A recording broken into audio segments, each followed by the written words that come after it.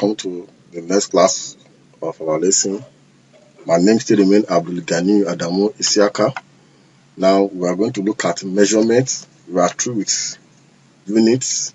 We've discussed fundamental and derived units and quantities in our last chapters. Now I want to look at measurement and how crucial it is in physics. We also look at the various instruments that we use in measuring things in physics. Now, measurement play a crucial role in physics. Measurement play a crucial role in physics.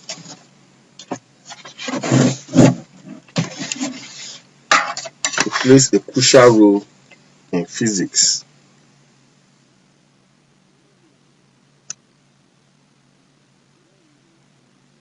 Crucial role in physics, but they can never be perfectly precise.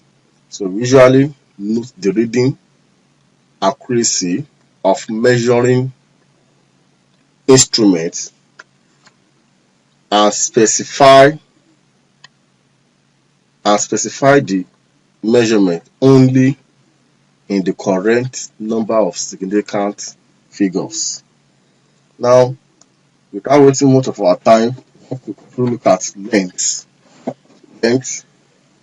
Now, in secondary school physics laboratory, you can measure length with meter rule. You can measure length with meter rule, calipers, vernier calipers, and micrometer screw gauge. So you want to look at the first one, which is the meter rule. The meter rule. Now the meter rule is graduated in centimeters. It's graduated in centimeters. The smallest graduation of a meter rule is 1 millimeter or 0.1 centimeter. This is reading accuracy. This is reading accuracy. Measurement can also be estimated up to half the smallest graduation. That is, you can estimate your measurement into half of the smallest graduation. For instance, if you have 0.5 mm or 0.05 centimeter. Now this is estimated uncertainty. This is the estimated uncertainty. Thus, we can record the length as 21.55 plus or minus 0.05 centimeter. That is to say, the length can be longer with 0.05 meter or centimeter, or it can be shorter with 0.05 centimeter. That's why we have plus or minus 0.05 centimeter. Now, this is how you measure, and you measure with your ruler. Let's say, for example, don't mind my pen. The ruling is not straight. Let's say, for example, you want to look at the way you measure, and if you are making use of meter rule, how you set your eye. If you are making use of meter rule, in measuring with meter rule, a necessary precaution is to avoid, so that you can avoid the error of parallax by looking vertically downward on the marking instead of slantly. Instead of it to look slantly, for instance, you set your eye like this. This is the slant way of viewing a measurement with your eye. Now let's say this is your meter rule, and these are your graduated points. These are your graduated points. Now, in order for you to avoid error due to parallax, you look straight, vertically straight. Are we clear now? will look vertically straight, not this in this aspect. Because if you look in this aspect, there's every probability that this is where your measurement will take. And if you look from this aspect also, your measurement can take that part. Now, if you look vertically downward now, if you are using your meter rule, by looking vertically downward, you avoid error.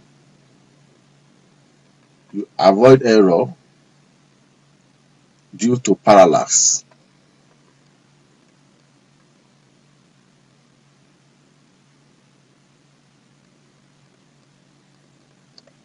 That is if you are using your meter rule. Now, another instrument we can use to measure things in the laboratory is calipers or caliper. So, talking about one. Now, calipers are used to measure lengths on solid objects that are in a cylindrical form. Now, the jaws of the calipers are adjusted until they touch the object in the correct position. Therefore, the length between the jaw is then measured on a graduated scale.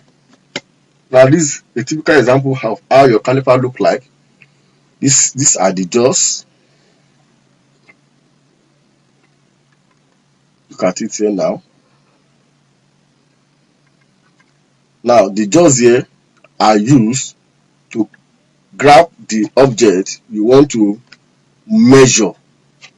And we say that whatever you want to use the caliper for must be in a cylindrical form. After that, you now place it, you now remove the jaw and place it on a meter rule. You can see now. Are you seeing it now? You can put it here and you now take your reading. That is to say, this is from 3 centimeter to 5 centimeters. So the reading, the diameter now of this is what? 2 centimeter. It's giving us 2 centimeter. If you look at it's 2 centimeter.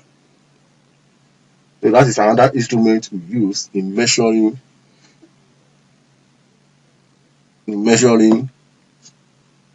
some certain instruments, some certain material in the laboratory. Another instrument that is very important is the vernier caliper. The vernier caliper. This can measure length more accurately than the meter rule. Now, to ensure to measure small length to the nearest 0.0 mm, e.g., the thickness of a meter rule, the internal and external diameter of a tube, or the diameter of a rod. That is to say, this can measure length more accurately than the meter rule because it is able to measure small length to the nearest 0.1 millimeter. For example, you can measure the thickness of a meter rule, the internal and external diameter of a tube, or the diameter of a rod. Now we use the vernier caliper to measure all these things, and this device gives more accurate determination of such length. For instance, the instrument has 2 sets of jaws. The instrument has 2 sets of jaws and 2 scales. Now the main and the vernier scale. The vernier scale, which slides on the main scale, is a smaller scale, which enables us to measure a fraction of the smallest division on the main scale. Now the main scale is graduated in centimeters and millimeters. Now the vernier scale is constructed by dividing a 9 mm length into 10 equal intervals. such that each vernier division has a length of 0.9 millimeter or 0.09 centimeter. Now, the difference in length between a vernier scale division and a main scale division is thus 0.1 millimeter or 0.01 centimeter. This is a typical example of how a vernier scale look like. Now, if you look at this aspect here now, there's two jaw. This one here is used to measure external diameter. External diameter.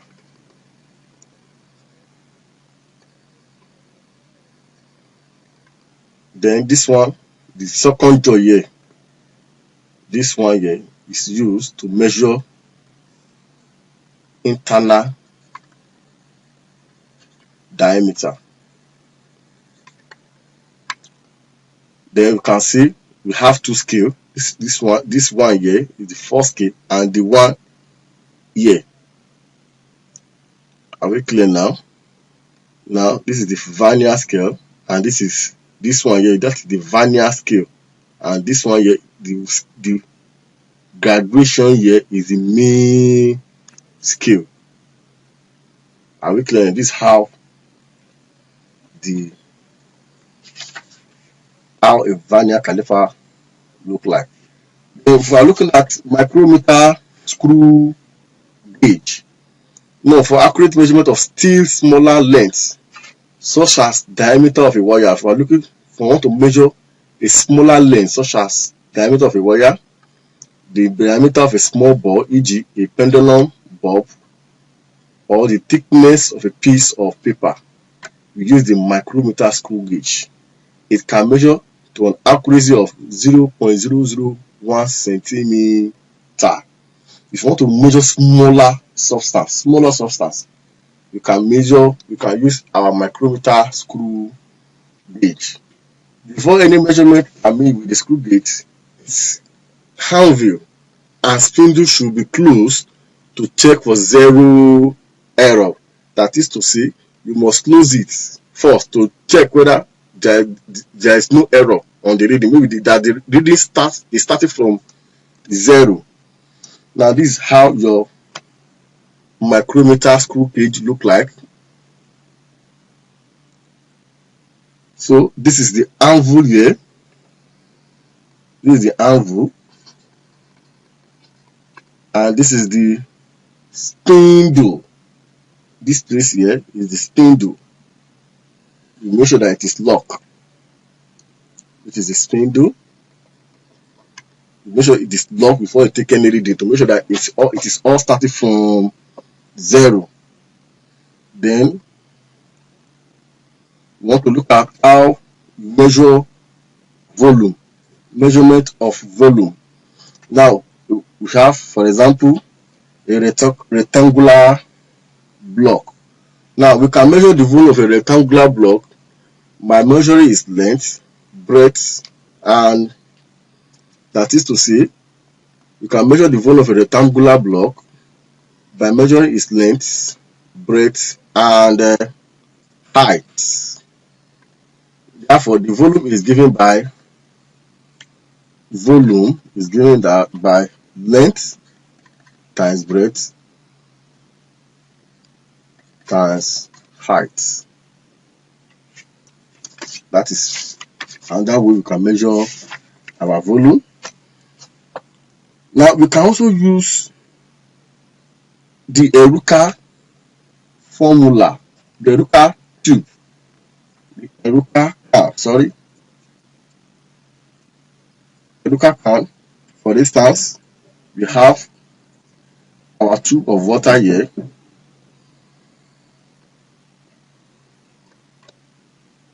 This is the water.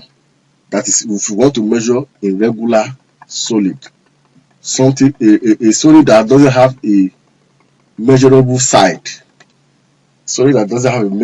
like a stone. You know, a stone is an irregular solid. Now, how do you measure it now? You place it inside water. and you measure it, you use it to measure the volume of water that is displaced. Now, let's say this is here. Look at it, something, your stone is inside it here. You see, this is your stone. Now, this is the normal length of the water before the stone is immersed inside the water. Now, after the stone has been immersed inside the water, you find out that there is a kind of upward displacement of water. The water volume rise up. So from here to here now is the volume of the object. The volume of objects. Also, you can also use another method, which is your Eruka can. This is how your Eruka can look like.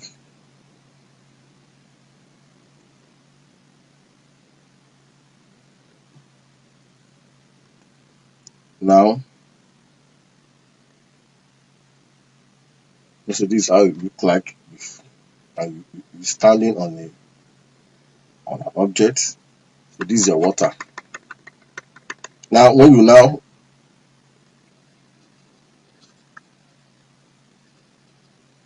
now dip your stone in it, let's say for instance, you have something of this nature.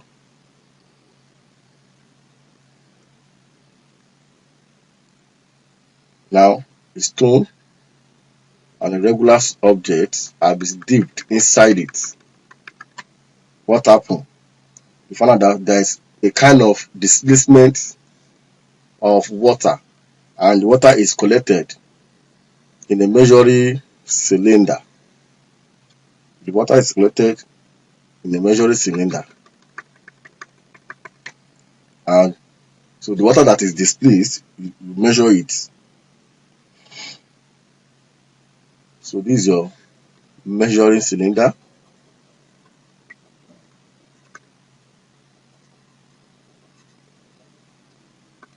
Are we clear now? This is a measuring cylinder. So this is the water that is displaced. Now, you now measure the volume of this water. So this is where you have water displaced.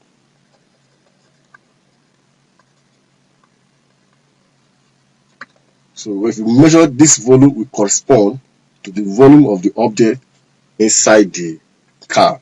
So if this, you can employ this method in case you want to measure the volume of an irregular solid. So that's what we have demonstrated. The volume for a regular solid, e.g. a glass topper, is obtained by immersing it, as I've explained earlier, by immersing it completely in a measuring cylinder containing a liquid which the solid is insoluble. Now, the volume of the liquid displaced gives the volume of the solid. We have demonstrated the experiment earlier. Now, I want to look at how we measure a sphere. Now, I want to measure a sphere. You measure the diameter D with a micrometer screw gauge and obtain the volume by saying V equal to 4/3 by R cube. 4/3 by R cube, where R is equal to diameter divided by 2 D all over 2. So now for cylindrical wire now. So for a greater accuracy, you obtain if you want to obtain greater accuracy, we obtain 3 different volumes of the diameter and find the mean value. Now, if you want to measure cylindrical wire now, for instance, we measure the length of the wire using a meter rule, the diameter of the wire using a micrometer screw gauge, then we measure the diameter at different points of the wire and calculate the mean diameter. That is to say, can express it mathematically. That is to say, we can say volume equal to pi r squared, or pi into bracket d raised to power 2 square L, or which is the same thing as pi d square L all over 4. So how do we get the 4? If you do the square root of 2, it is 4. D square is what? The square root of d, the square of d is d square, then we multiply by our L. So that is for cylindrical wire. Now, we want to look at how we measure volume of a liquid. Now, the volume of a liquid can be measured with a measuring cylinder, a pipette, or a burette. I believe those of you who are science students will be able to understand more better. You know what a burette is from your chemistry lab. So in case you don't know, this is how your burette look like. Don't mind the diagram, please. You have something of this nature. You have a small tap here, then a knob that can use to adjust the tap. So this is, and the side is always graduated. The side is graduated. In some cases, it is from 0 centimeter to 50 centimeter. To go to your lab, your chemistry lab, you are going to see it. Then we have another instrument, which is your measuring cylinder. I believe you know how a measuring cylinder look like. If you go to your physics chemistry lab, go and ask your chemistry teacher to show you how a measuring cylinder look like. This is just a rough sketch of how it look like. The side is always graduated. So this is a burette.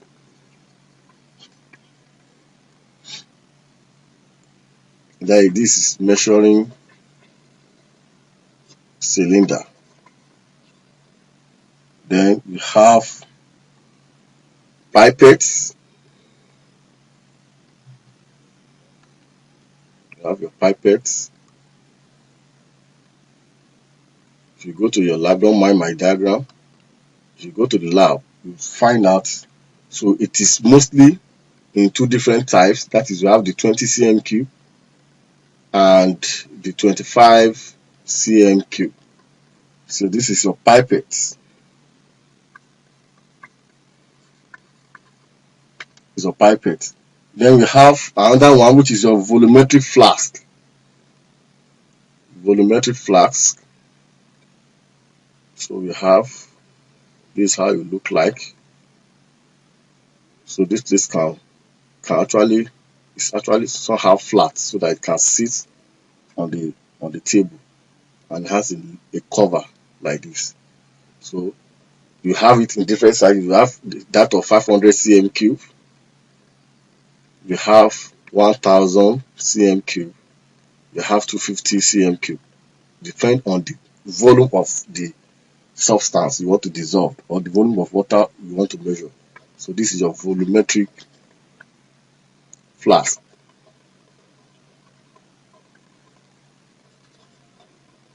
Now you can, all these instruments you can find them in the chemistry laboratory, and your teacher can show you.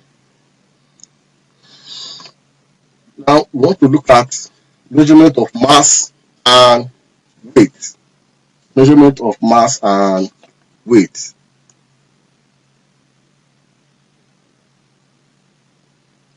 Now mass is defined. Before we want to look at the definition of mass. Mass is defined as the quantity of matter or stuff contained in a body. The quantity of matter or stuff contained in a body. While our weight is the force or pull with which the earth attracts the body toward the center of earth.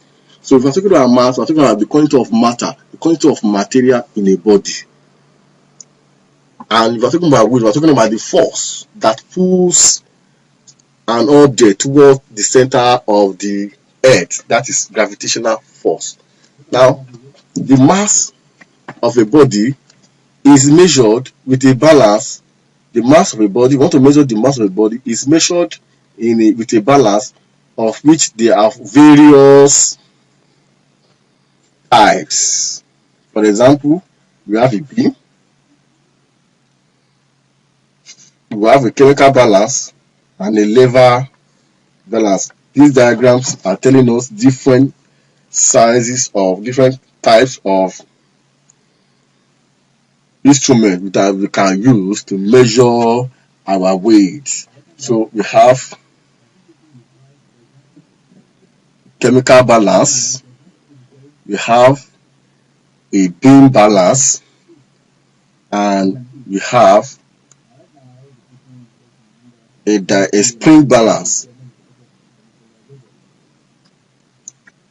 Now we have this one, for example, is a beam balance. It's a beam balance.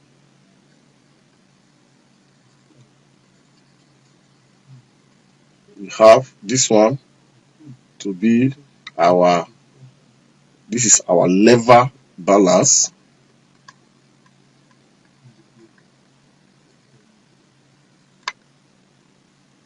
Sorry, let me write that well.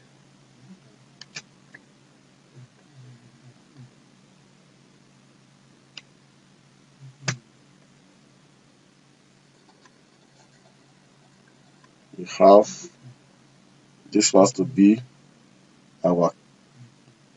this is another type of beam balance. This one here. This is another type of beam balance.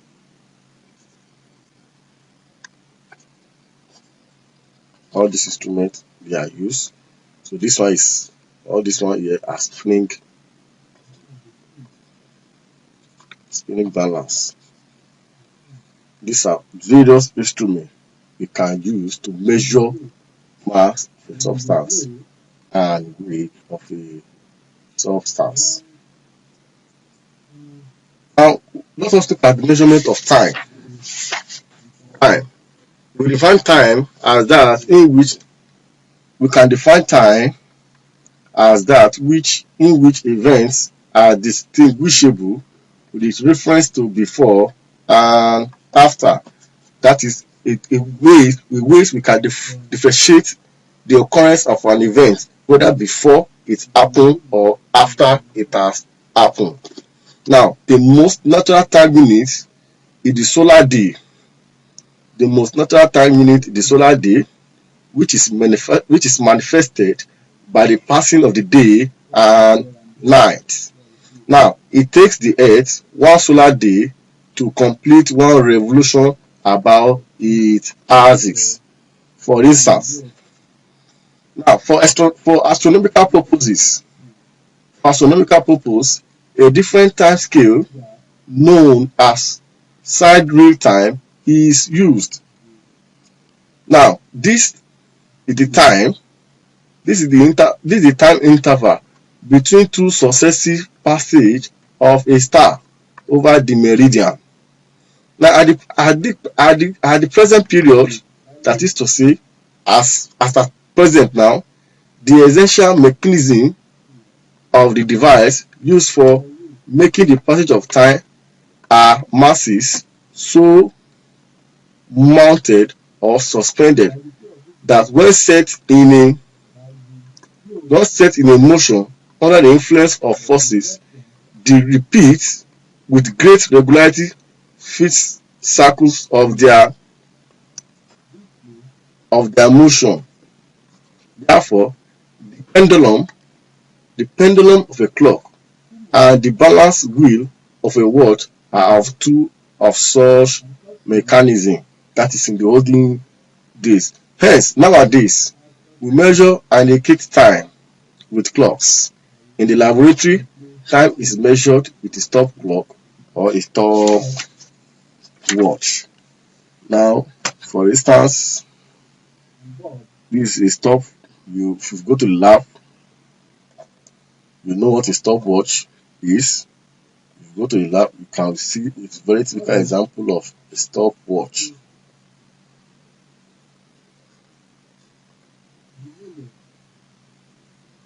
Now we have something of this nature. So I'm just trying to give you a rough sketch of how what a stopwatch is. And this is here we have the switch here. So this is stopwatch. For those of us who don't know it, you can go to the physics laboratory. I'm very sure you are going to find there what a stopwatch look like exactly. Now the stop clock or stopwatch can be started or stopped with the use of a knob. The knob can be pressed or pushed. The stopwatch enables us to measure a small interval of time very accurately. During a football match, you can use the stopwatch. The referee use the stopwatch. If there is a kind of delay, you can easily stop it. And after the play is continued, we can easily resume the time. A stopwatch can measure time to 0.1 second. Can measure time to 0.1 second. So that is that about measurement of time. We move to dimension in our next class.